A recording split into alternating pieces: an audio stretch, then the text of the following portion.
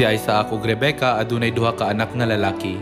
Ang ilang kamagulangang anak nga lalaki si Iso gaadto sa kapatagan kada adlaw ug nalingaw sa iyang paboritong kalingawan ang pagpangayam. Apan ang ilang kamanghurang anak nga lalaki si Jacob nalipay sa pagtabang sa iyang inahan nga si Rebecca.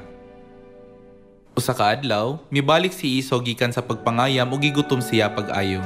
Niadtong panahona, gitabangan ni Jacob ang iyang inahan sa pagluto og linat ang mga liso. Kahumot! Jacob! Nagdagan-dagan ko tibok adlaw nga nangayam o gigutom ko. Pagdali! Tagay kong usa kayahong ni anang linat ang mga liso. Iso, dili na ko kana mahimo. Si amahan wala pa makakuha ug ang uban gigutom usab, human giatiman ang panon.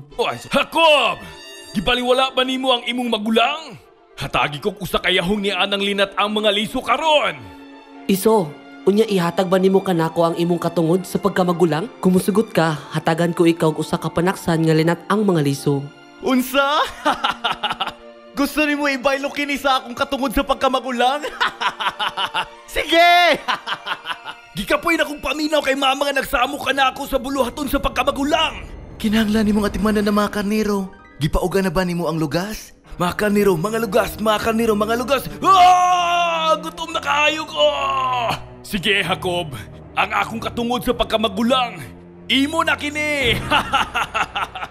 Karon! Hatagin ako linat ang mga liso! Nagkinabuhi lamang si Iso alang sa iyang kalipay. Kaysa tabangan ng iyang amahan o ginahan sa buluhaton sa balay isip kamagulangan. Ingong resulta, gibaligya niya ang iyang katungod sa pagkamagulang alang sa usa ka panaksan nga linat ang mga liso dili makaagwanta sa iyang kagutom. Kini tungod kay gipakawalay bili ni Iso ang iyang katungod sa pagkamagulang.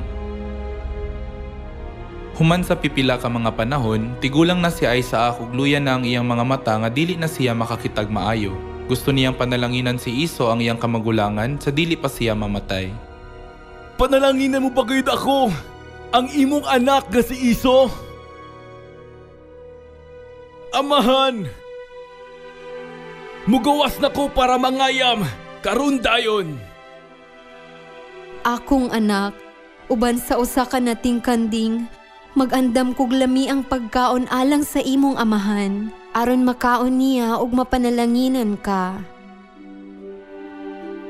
Giandam ni Rebecca ang lami ang pagkaon ug si Jacob miadto sa iyang amahan dala ang pagkaon sumala sa gisugo sa iyang inahan kaniya. Mikaon si Isaac sa inayaman ug gipanalanginan si Jacob. Human mapanalanginan ni Isaac si Jacob, ang iyang igsuon nga si Iso nag-andam og lami ang pagkaon uban sa dula nga iyang nakuha ug gidala kini sa iyang amahan nga si Isaac. Akong amahan, kan-ang akong gipangayam, aron mapanalanginan ko nimo. Kinsa ka? Ako ang imong kamagulangang si Iso. Unsay imong giingon? Kinsa man di ay kadtong nangayam ug midalit ka na kog sud-an ganiha. Bago pa lang akong nakakaon sa pag-abot mo, kikihatag ko na kaniya ang akong panalangin ug dili na gayud kini mabakwi. Amahan! Buot ba nimo ipasabot nga? Imong ipanalanginan si Jacob? Kitugutan kini sa Dios nga mahitabo. Kanang malimbongon niya si Jacob!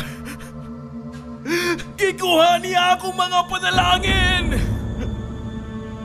Akong mga panalangin! Jacob!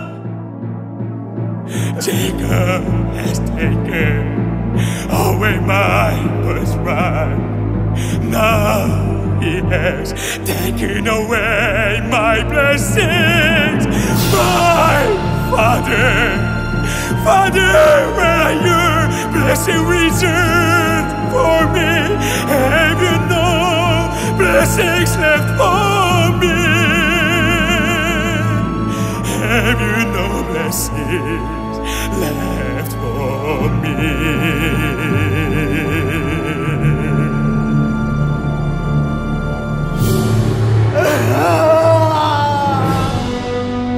Naamguhan ni Iso ang bilis sa iyang panalangin, human lang niya kini ibaligya sa usa ka panaksan nga linat ang mga liso. Nangayo siya og panalangin, mihilak sa paghinulsol. Apan, ulahi na kaayo. Ang panalangin sa Dios gihatag ngadto kang Jacob kinsa nagatiman pag-ayo sa kabilin sa iyang pamilya uban sa pailob sa pagsunod sa mga pulong sa iyang inahan. Alang kang Jacob nga nakadawat sa katungod sa pagkamagulang, giablihan sa Dios ang langit ng pultahan ug ipakita kaniya ang usa ka hagdanan paingon sa langit. Ug nagsaad kaniya og dakong panalangin.